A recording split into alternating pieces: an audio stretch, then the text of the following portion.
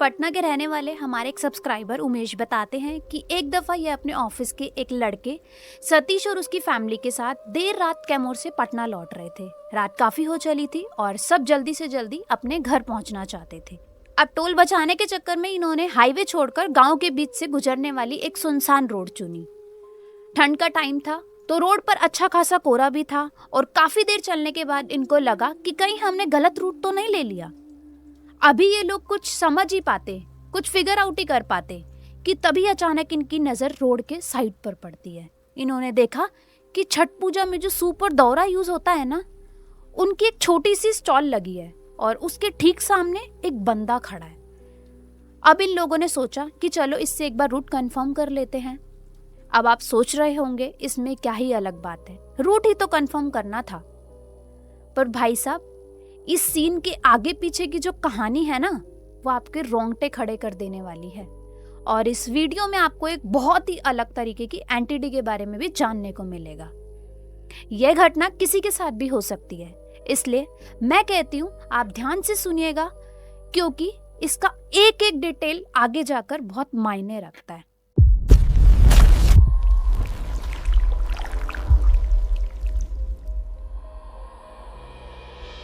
जय जगन्नाथ दोस्तों, एक बार फिर हाजिर हूँ मैं आंचल। आप देख रहे हैं अनप्लग्ड हॉरर विद आंचल, बिना किसी तड़के के, सिर्फ सच्चा खौफ। तो उमेश लिखते हैं कि आंचल जी, यह घटना है 2025 की।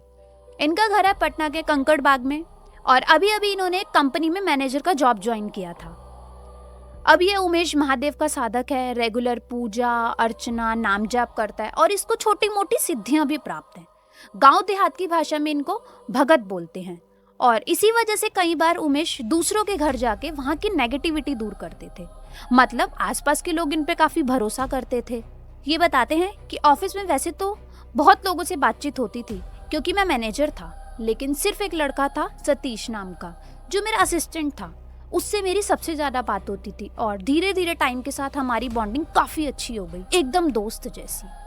सतीश का घर पटना के राजेंद्र नगर में है और इनकी फैमिली में टोटल 4 लोग हैं। यह बहुत इम्पॉर्टेंट डिटेल है। सतीश, उसकी पत्नी, सतीश की छोटी बहन ज्योति और ज्योति के पति रमेश, जो सतीश के जीजा जी हैं। अब बीते समय के साथ उमेश ने नोटिस किया कि इनका जूनियर सतीश काफ़ी उदास रहता है। तो एक दिन इसने पूछ लिया कि भाई क्या हो गया, ऐसे मुंह लटका के क्यों बैठा रहता है। तब सतीश थोड़ा रुक कर बोला कि सर, आपसे क्या छुपाना, मेरी जो छोटी बहन है ना, वो ज्योति, वो कभी कभी ना बड़ी अजीब हरकतें करती है। उमेश ने पूछा कैसी अजीब हरकतें। तो सतीश बोलता है कि सर, वो शादी के बाद से ना काली माता की साधना करती है और कभी कभार उसके ऊपर माता भी आ जाती है और फिर वो जो बोलती है ना, वो सच हो जाता है। यह सुन के उमेश बोलता है कि अरे ये तेरा वहम होगा, कभी कुछ बोल दिया और वो सच हो गया, कॉन्सिडेंस भी तो हो सकता है, तो इतना लोड क्यों ले रहा है। तब सतीश बोलता है कि नहीं सर, ऐसा 2 बार लगातार हो चुका है। एक बार जब मैं ऑफिस के लिए निकल रहा था ना, तो अचानक ज्योति सामने आ गई। उसकी आंखें थोड़ी ऊपर चढ़ी हुई थी और वो बोली, सतीश भैया, आप आज बाइक से मत जाइएगा, मुझे फील हो रहा है कि आप बाइक से जाएंगे तो गिर जाएंगे। पर सतीश ने हंसी में उड़ा दिया और बोला, अरे ज्योति, ऐसा कुछ नहीं होगा, तू ऐसे परेशान मत हुआ कर। और फिर जब वहां मेन रोड पर पहुंचा, तभी सामने से एक तेज रफ्तार बोलेरो ने ऐसा कट मारा, सतीश की बाइक स्लिप हो गई। जैसे तैसे उसकी जान तो बच गई, पर उसके हाथ में फ्रैक्चर आ गया और 8 टांके भी लगे। तो सतीश बताते हैं कि इसी वजह से हम ज्योति की बात को इग्नोर नहीं करते और यह सब उमेश के ऑफिस ज्वाइन करने से पहले हुआ था। अब यह सुनकर उमेश बोलता है कि इसमें अजीब बात क्या है, ये तो अच्छी बात है ना कि कोई खतरा आने वाला हो तो पहले पता चल जाता है। इस पर सतीश बोला कि सर, यहाँ तक तो ठीक है, पर जब भी घर में कोई आर्ग्यूमेंट या लड़ाई होती है ना, तो मेरी बहन एक अजीब ही रूप धारण कर लेती है और जो उसके खिलाफ बोल रहा होता है ना, उसको बद्दुआ देनी शुरू कर देती है। उसकी बद्दुआ इतनी स्ट्रांग है कि सामने वाले को तुरंत लग जाती है, उसकी तबीयत खराब होने लग जाती है। और बहुत बार रात में घर में पायल की आवाज सुनाई देती है, जबकि उस टाइम कोई चल नहीं रहा होता। रात को सोते वक्त ऐसा लगता है कि कोई पलंग के सिरहाने खड़ा होकर देर तक देख रहा है और आँख खोलो तो कोई नहीं होता। और कभी कभार छत से घोड़े के चलने की आवाज़, टप की आवाज़ आती है। और जितनी बार देखने की कोशिश की, आवाज़ कहाँ से आई है कोई दिखता ही नहीं। अब एक दफ़ा सतीश घर से ऑफिस के लिए निकले। उनकी पत्नी गेट तक बाय बोलने के लिए आई, फिर किचन में किसी काम से गई। और जब वो किचन में पहुंची तो देखती है कि सतीश तो खिड़की के पास पीठ किए खड़ा है और उसकी गर्दन एक तरफ अजीब सी टेढ़ी हो रखी है। अब सोचो, सतीश तो अभी अभी घर से निकला था, फिर ये अंदर कैसे? वो मंजर इतना भयानक था कि सतीश की पत्नी डर के मारे पूरा दिन किचन में नहीं गई, जब तक सतीश शाम को ऑफिस से घर नहीं आ गया। अब यह सारी बातें सुनने के बाद उमेश बोलता है कि भाई, मैं भी बाबा का साधक हूँ, यह काम मैं पहले कर चुका हूँ, ऐसे नेगेटिविटी से छुटकारा दिलवाना। तो एक काम करते हैं, मैं ना तेरे घर चलता हूँ तेरे साथ। वहां जाके मैं सबको एक एक करके चेक करूंगा और बाबा की साधना से कोई ना कोई इलाज जरूर निकल जाएगा। सतीश को यह सुनकर बहुत खुशी हुई, पर होता यह कि जितनी बार इन्होंने ऑफिस के बाद घर जाने की प्लानिंग की, हर बार प्लान चौपट हो जाता है, कुछ ना कुछ अड़चन आ जाती। उमेश भी अब साधना में लग गया कि अगर कोई नेगेटिव फोर्स रास्ता ब्लॉक कर रही हो तो उसको हटाया जाए। और इसी बीच एक दिन इनको ऑफिस से जल्दी छुट्टी मिल गई। उमेश बोलता है कि घर पर किसी को मत बता कि मैं आ रहा हूँ, सीधा चलते हैं। और यह लोग सतीश की गाड़ी में बैठ के सीधा उसके घर पहुँचते हैं। निकलने के पहले उमेश ने महादेव से प्रार्थना कर दी थी कि बाबा, कोई भी अड़चन आए तो हटाइएगा। अब सुनो क्या होता है। उमेश लिखते हैं कि जैसे ही इन्होंने घर में पहला कदम रखा, इनको ऐसा फील हुआ कि पैरों के नीचे झुनझुनी दौड़ गई और पूरा शरीर ठंडा पड़ने लगा। उमेश लिखते हैं कि इस एक घटना से मैं करीब 30% क्लियर हो चुका था। भाई, घर के अंदर कुछ ना कुछ नेगेटिव एनर्जी तो जरूर है। इस टाइम घर में सतीश, उसकी पत्नी और जीजा रमेश, यह 3 लोग थे। ज्योति किसी काम से बाहर गई थी। अब उमेश हाथ पैर धो के आसन लगाते हैं और महादेव का आवाहन शुरू करते हैं। फिर एक एक करके सबको सामने बैठाकर चेक किया, पर तीनों में कोई नेगेटिविटी नहीं थी। इसके बाद उमेश थोड़े और गहरे ध्यान में जाते हैं और कुछ देर बाद इनको ध्यान में दिखता है कि घर के अंदर एक धोती कुर्ता पहने लंबे बुजुर्ग खड़े हैं और उनके कंधे पर गमछा है। आंखें खोलकर उमेश ने सतीश को हुलिया बताया तो सतीश बोलते हैं कि यह तो डीहा बाबा हैं, हमारे कुल देवता, जिनकी पूजा हमारे पूर्वज करते आ रहे हैं। यह सुनकर उमेश को कंफर्म हो गया कि भाई, यह तो पॉजिटिव एनर्जी है, कोई नेगेटिव चीज नहीं, जो सालों से इस फैमिली की रक्षा करती आ रही है। कुछ देर बाद फाइनली ज्योति घर पहुंचती है। रमेश जीजा जी ने बोला कि उमेश के आगे बैठ जाओ। अब उमेश दोबारा ध्यान में जाते हैं और बाबा का आवाहन करते हैं। बोलते हैं कि अगर कोई नेगेटिव एनर्जी है इसके अंदर तो उसकी पेशी की जाए, मेरे सामने लेकर आओ। और नाम जाप शुरू करते ही जो ज्योति अभी तक सामने एकदम चुपचाप बैठी थी ना भाई, वो अचानक अपना शरीर अजीब तरीके से मोड़ के जमीन पे लेटने लगती है। उमेश पूछता है, कौन हो तुम? तब ज्योति जवाब देती है, मैं काली माता हूं। उमेश को साफ साफ पता चल गया कि यह झूठ बोल रही है। इसने थोड़ा डांट के बोला, देख अभी सच सच बता, वरना बाबा के गणों को भेजूंगा तेरे इलाज करने के लिए। और ऐसा बोलकर उमेश ने उसके माथे पर मुट्ठी भर भस्म रख दी तो ज्योति बोलना शुरू करती है, मुझे शमशान से भेजा गया है, अकेले छोड़ के चुपचाप चला जा, वरना इनके साथ साथ तेरे खानदान को भी खत्म कर दूंगी। यह सुनकर उमेश ने अपने मंत्रों से ज्योति को शांत किया और दोबारा ध्यान में गए, जहां पता चला कि ज्योति के ऊपर किसी ने तंत्र क्रिया की है और इसके ऊपर एक चुड़ैल और एक सिद्ध किया हुआ तेलिया मसान छोड़ा गया है। अब यह तेलिया मसान की सबसे खतरनाक किस्मों में से एक माना जाता है। मसान शमशान में वास करते हैं और मान्यता है कि मसानी शक्तियां 360 प्रकार की होती हैं, तामसिक और उग्र। अब जो तांत्रिक होते हैं ना, वो ऐसे ही मसान को काला जादू और अघोर विद्या से सिद्ध करते हैं। उनको भोग में शराब और बकरे का मांस चढ़ाते हैं और फिर उनसे अपने मनचाहा काम करवाते हैं। आपने सुना होगा कि तांत्रिक अक्सर किसी शक्ति को छोड़ देते हैं कोई काम कराने के लिए। यह तेलिया मसान उसी चीज से रिलेटेड है। अब यह जानने के बाद उमेश ने बोला कि इस तेलिया मसान को हटाना आसान नहीं है, इसके लिए हरसू ब्रह्माधाम जाके बाबा के दरबार में प्रॉपर हाजिरी लगवानी पड़ती है। हरसू ब्रह्माधाम का नियम है कि प्रेत बाधा या पीड़ित को हर सोमवार का व्रत रखना पड़ता है और दरबार में हाजिरी लगानी पड़ती है। और वैसे भी हरसू ब्रह्माधाम को इस घोर कलयुग में भगवान शंकर का साक्षात अवतार माना जाता है और उमेश तो खुद महादेव का साधक था, तो उसने यही धाम चुना। घर से निकलने से पहले एक उतारा भी किया जाता है, काले कपड़े में नींबू, काले तिल और कुछ लौंग बांध के। जिसके ऊपर प्रेत आ रखा है उसके ऊपर से 7 बार घुमाते हैं, फिर वो पोटली हरसू ब्रह्माधाम बाबा के दरबार में छोड़ आते हैं। मान्यता है कि उसके बाद जो वो नेगेटिव एनर्जी है ना, वो उसी पोटली में ट्रैप होकर रह जाती है और फिर वो पोटली वहां धाम में छोड़ आते हैं। अब जब उमेश ने सॉल्यूशन बताया तो सतीश, रमेश जीजा सब हरसू ब्रह्माधाम जाने के लिए तैयार हो जाते हैं। और भाई यहीं से असली खेल शुरू होता है दोस्तों।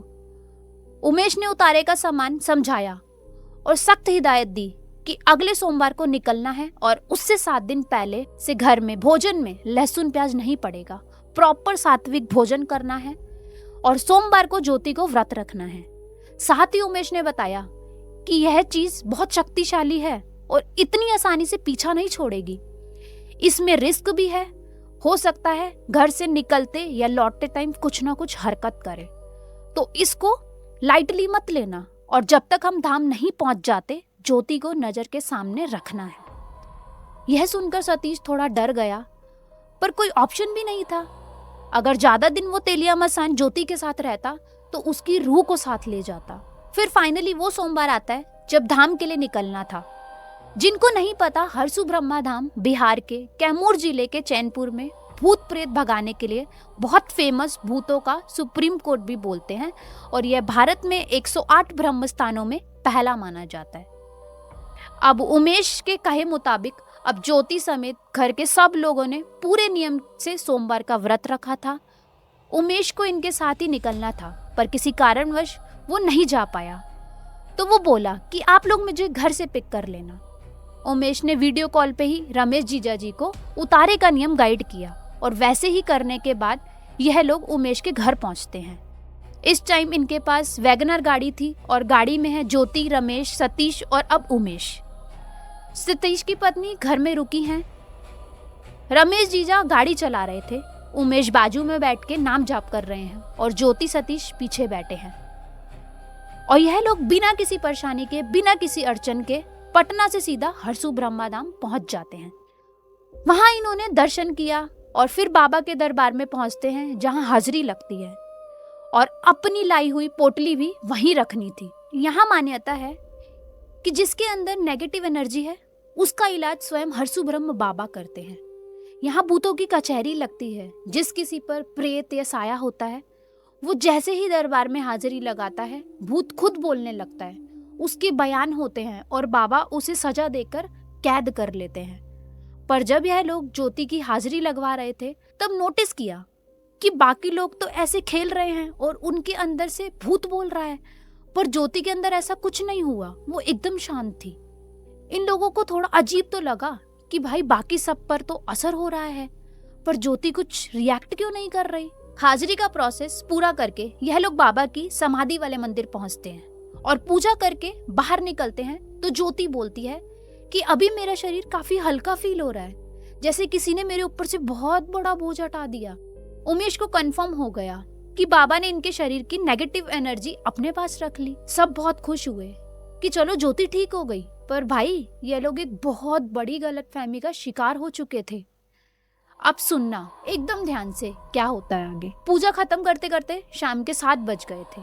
यह लोग वहां आरती अटेंड करते हैं और फिर व्रत खोल के खाना वाना खाकर गाड़ी में बैठ के पटना के लिए निकल जाते हैं। कुछ दूर चलने के बाद गूगल इनको एक शॉर्टकट दिखा रहा था जिस पर टोल नहीं देना पड़ता।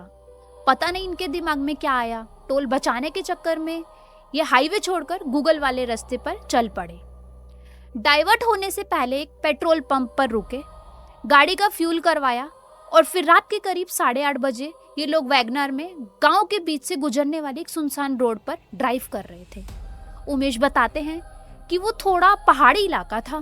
कैमूर की पहाड़ियों की वजह से हीली रोड मिल जाता है। और उमेश लिखते हैं कि जैसे जैसे वो लोग उस रास्ते पे आगे बढ़ रहे थे, सामने कोहरे की मात्रा बढ़ती जा रही थी। विंटर का टाइम था और रात में कोहरा और बढ़ जाता है, जिसकी वजह से गाड़ी की रफ्तार काफी कम हो चुकी थी। रमेश जीजा गाड़ी चला रहे थे और सबने नोटिस किया कि इस रास्ते पर इनके अलावा और कोई गाड़ी नहीं चल रही, बस बीच में खेत और छोटे मोटे गांव पड़ रहे हैं। कुछ दूर बाद सतीश पीछे से बोलता है कि भाई यह कौन सा रास्ता है, कुछ नहीं दिख रहा। तब रमेश जीजा बोलते हैं, अरे गूगल मैप लगा रखा है ना, यह रास्ता पटना तक ही जा रहा है, इसी को फॉलो कर रहा हूँ, क्या दिक्कत है। अब उनकी यह बात सुन के सब लोग रिलैक्स हो जाते हैं कि चलो पटना तक तो पहुंच ही जाएंगे आखिर। और इसी बीच पीछे बैठी ज्योति बोलती है, उमेश भैया मुझे कुछ ठीक फील नहीं हो रहा, आप प्लीज नाम जाप कीजिए, मुझे बहुत घबराहट हो रही है। यह सुनते ही उमेश नाम जाप स्टार्ट करता है और करीब 15 मिनट बाद ज्योति के शरीर से उसकी सासू माँ की आवाज आती है। सासू माँ तो सालों पहले गुजर चुकी थी, उनकी आत्मा आती है। ज्योति जोर जोर से चिल्ला के रोने लगती है, बेटा रमेश आगे मत जा, आगे बहुत खतरा है, तुम सबका काल खड़ा है आगे, गाड़ी रोक दो बेटा अभी यहीं। यह सुनते ही रमेश ने घबरा कर गाड़ी तुरंत साइड में लगा दी और उमेश पीछे मुड़ के देखता है। माता जी क्या हो गया, आप अचानक ऐसे क्या बोल रही हैं? सासू माँ बोलती है, बेटा जिन लोगों ने तंत्र क्रिया की है उन्हें पता चल गया कि तुम यहाँ आए हो और उन्होंने तेलिया मसान भेजा है तुम्हें मारने के लिए। यह सुन के उमेश को शक हुआ। यह बोलता है, सासू माँ हम कहाँ गए थे, किस जगह गए थे, बताना एक बार। तब ज्योति एकदम चुप होके उमेश को घूरने लगती है। मसला यह था कि सासू माँ ने खुल के हरसू ब्रह्मधाम का नाम नहीं लिया।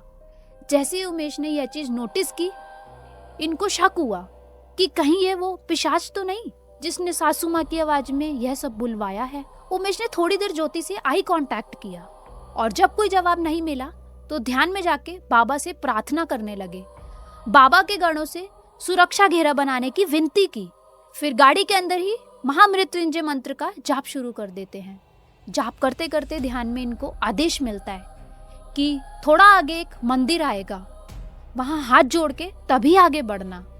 उमेश ने यह बात सबको बताई और सब उस मंदिर की राह ताकने लगे। पर उससे थोड़ी ही आगे बढ़े थे कि रोड पर हर 100 मीटर पर मरे हुए कौवे दिखने लगे और यह आगे 3 किलोमीटर तक चलता रहा। कुछ दूर बाद यह लोग थोड़े पॉपुलेटेड एरिया में आते हैं जहां दोबारा एक पेट्रोल पंप दिखा। तो उमेश बोलता है कि भैया एक काम कीजिए, गाड़ी पंप पे लीजिए, मैं पीछे बैठ जाता हूँ और सतीश को आप आगे बुला लीजिए। और सतीश उमेश ने सीट एक्सचेंज कर ली। अब उमेश ज्योति के साथ पीछे बैठे हैं। यहाँ से दोबारा ड्राइव स्टार्ट करते हैं और इस वक्त रात का 1 बज चुका है। थोड़ी देर बाद उमेश नोटिस करता है कि ज्योति बिना कुछ बोले सीट पर उसकी तरफ लुढ़क गई और ऐसे प्रिटेंड करने लगी जैसे नींद आ रही हो। उमेश को लगा कि मे भी रात हो गई है, पूरे दिन की थकी हुई है, तो इसी वजह से नींद आ रही होगी। पर थोड़ी देर बाद ज्योति देवी देवताओं के लिए बहुत अभद्र बोलने लगी, एकदम उल्टा पुल्टा। उमेश चुपचाप नोटिस कर रहा था कि ये क्या बोल रही है, टोका नहीं। पर 2 मिनट बाद उमेश के शरीर में अजीब बेचैनी होने लगी और यह ज्योति से बोलता है कि क्या हो गया आपको। जैसे ही उमेश ने यह बोला, ज्योति एकदम बहुत ही अजीब और डरावनी तरीके से हंसने लगी और उसके हंसते ही उमेश के अपने हाथ पर कांपने लगे। यह दोबारा नाम जाप करते हैं और जोर से हर हर महादेव बोल देते हैं। हर हर महादेव बोलते ही ज्योति उमेश को खुद से दूर करती है और कार की विंडो वाली साइड जाकर चिपक के बैठ जाती है। और इसके बाद उमेश ने क्या किया इन्हें कुछ याद नहीं है। बाद में सतीश बताते हैं कि जब ज्योति तुझसे दूर गई ना, तो उमेश के अंदर से कोई और ही बात कर रहा था। वो बोल रहा था, तेरी इतनी हिम्मत कि तू मेरे बच्चों को परेशान करने आ गया, तुझे खबर नहीं कि ये लोग कहाँ से आ रहे हैं। तब ज्योति उधर से रोते हुए जवाब देती है, बाबा मुझसे गलती हो गई, मैं यहाँ नहीं आना चाहता था, मुझे तो जबरदस्ती भेजा गया है इनके पास। और यह बोलते बोलते ज्योति जोर जोर से रोने लगी, चिल्ला के बोल रही थी कि मुझे जाने दो, मैं इनके पास नहीं रहूंगी। फिर उमेश के शरीर से जवाब आता है, अगर दोबारा इनको परेशान किया तो जहां से आया है वहीं गाड़ दूंगा। और इसके बाद ज्योति बेहोश हो गई और उमेश का शरीर भी ढीला पड़ गया। धीरे धीरे यह होश में आ रहा था। इस टाइम यह लोग खेत और गांव वाला रास्ता पार करके सोन नहर के किनारे ड्राइव कर रहे थे। रमेश जीजा बोलते हैं कि तुमने जो मंदिर कहा था वो अभी तक नहीं आया। अब उमेश बोलता है कि आएगा, आगे बस चलते जाइए। अब कुछ दूर और आगे चलने के बाद इनको रास्ते में पीपल के पेड़ के नीचे बना हुआ एक पुराना शिव मंदिर दिखा। उसमें सारी देवी देवताओं की मूर्तियां थी, पर उन सब पर कपड़ा डाला हुआ था। सिर्फ एक शिवलिंग था जिसके ऊपर से कपड़ा हटा हुआ था। ऐसा लग रहा था जैसे महादेव चाहते थे कि हम लोग यहाँ रुक के दर्शन करके जाएं। तो यह लोग वहाँ रुक के हाथ जोड़ के प्रार्थना करते हैं और फिर दोबारा गाड़ी में बैठ के आगे बढ़ने लगते हैं। और कुछ ही दूर चलने पे इनको सामने काले कलर की स्कॉर्पियो गाड़ी दिखती है। वो एक BR नंबर की गाड़ी थी और उसे देखते ही रमेश जीजा बोलते हैं कि अरे यह देखो, यह तो पटना की गाड़ी है, शायद पटना ही जा रही है, तो हमें इसके पीछे पीछे ही चलना चाहिए। आगे कुछ दूर में हाईवे आ जाएगा तो हम बाकी बची हुई यात्रा हाईवे पे कवर कर लेंगे। सब मान लेते हैं और रमेश उस स्कॉर्पियो के पीछे चलाने लगते हैं। करीब 5 किलोमीटर बाद देखा कि स्कॉर्पियो वाले ने गाड़ी रोड के साइड में लगा ली है। सतीश बोलता है कि रुक के इससे रास्ता पूछ लेते हैं कि हाईवे कहाँ मिलेगा। रमेश अपनी वैगनर को स्कॉर्पियो के बिल्कुल पास में जाकर खड़ा करते हैं और भाई इन्होंने जो देखा उस स्कॉर्पियो में तो कोई था ही नहीं। और यह मंजर देख के भाई सबका एकदम खून सूख जाता है। सतीश एकदम घबरा के बोलता है कि भाई गाड़ी भगा, यहाँ से जल्दी, 1 मिनट के लिए भी मत रोकना इसे। यह लोग दोबारा भगवान का नाम लेकर गाड़ी आगे बढ़ाते हैं। इस टाइम एकदम घंघोर अंधेरा था, रात के करीब 2 बज चुके थे। वहां से करीब 3 किलोमीटर आगे इनको एक एकदम सुनसान सड़क मिलती है और देखते हैं कि रोड के साइड पर एक स्टॉल जिस पर छठ पूजा वाले सूप और दौरा लगे हैं और उसके सामने एक आदमी खड़ा है। इन लोगों के दिमाग में आया कि इतनी रात इतनी सुनसान सड़क पे कोई छठ सामग्री का दुकान खोले क्यों बैठा है। छठ आने में तो अभी कई महीने बाकी हैं। पर यह बहुत पैनिक में थे और इनको सिर्फ हाईवे वाला रास्ता चाहिए था। तो सतीश बोलता है कि भाई एक बार रुक के इस आदमी से पूछ लेते हैं कि हाईवे आखिर कहाँ से मिलेगा। वो दुकान रोड के राइट हैंड साइड में थी और ये लोग लेफ्ट में थे। तो यह लेफ्ट में गाड़ी रोक के शीशा डाउन करते हैं और उस आदमी से पूछते हैं कि भाई हाईवे का रास्ता स्टार्ट कहाँ से होगा। और जैसे ही ये पूछते हैं इन्होंने पाया जो स्कॉर्पियो पीछे रुकी थी ना, इनके एकदम पास में आकर खड़ी हो गई और उसमें 2 साधु बैठे थे। उनमें से एक साधु बोलता है, तुम्हें पटना जाना है ना, हमारे पीछे आ जाओ, हम वहीं जा रहे हैं। रमेश, सतीश सब बहुत डर चुके थे, पर उमेश पीछे से बोलता है कि इनके पीछे ले लीजिए गाड़ी। और जैसे ही वो स्कॉर्पियो इनको ओवरटेक करके आगे जाती है, यह लोग रोड के साइड में देखते हैं, ना वहाँ कोई दुकान है ना कोई आदमी, पूरा रास्ता एकदम सुनसान पड़ा है। अब यह देख के तो सबकी सिट्टी बिट्टी गुम हो गई। रमेश चुपचाप बिना कुछ बोले उस स्कॉर्पियो के पीछे पीछे ड्राइव करने लगते हैं। करीब 3 किलोमीटर आगे रमेश एकदम साइड में देखता है और बोलता है, भाई यह रास्ता तो मैं पहचानता हूँ, इधर से बहुत बार अप डाउन किया है, अब मुझे घर तक का रास्ता पता है। और जैसे ही रमेश ने यह बात बोली, एक धुंध की मोटी लहर इनके शीशे पे आती है और 2 सेकंड बाद गायब हो जाती है। और इसके साथ ही जो स्कॉर्पियो सामने चल रही थी ना, वो भी नजरों के सामने से गायब हो चुकी थी। उमेश बताते हैं कि वो मंजर देख के हमें अपनी आंखों पर यकीन नहीं हुआ, पर भरोसा हो गया कि महादेव और उनके गढ़ों ने पूरे रास्ते हमारी रक्षा की है। और भाई वहां से फाइनली ये लोग बिना किसी और परेशानी के सही सलामत पटना अपने घर वापस आ गए। उमेश ईमेल में अंत में लिखते हैं कि आंचल जी, हमें नहीं पता आपको ये स्टोरी रियल लगेगी या नहीं, लेकिन आज भी हम इस पल को याद करते हैं तो यही लगता है कि बाबा हमेशा भक्तों के लिए खड़े हैं। अब आप सोच रहे होंगे कि पूजा होने के बाद भी गाड़ी में यह सब कैसे हुआ। तो यहाँ रमेश जीजा जी से एक गलती हो गई थी।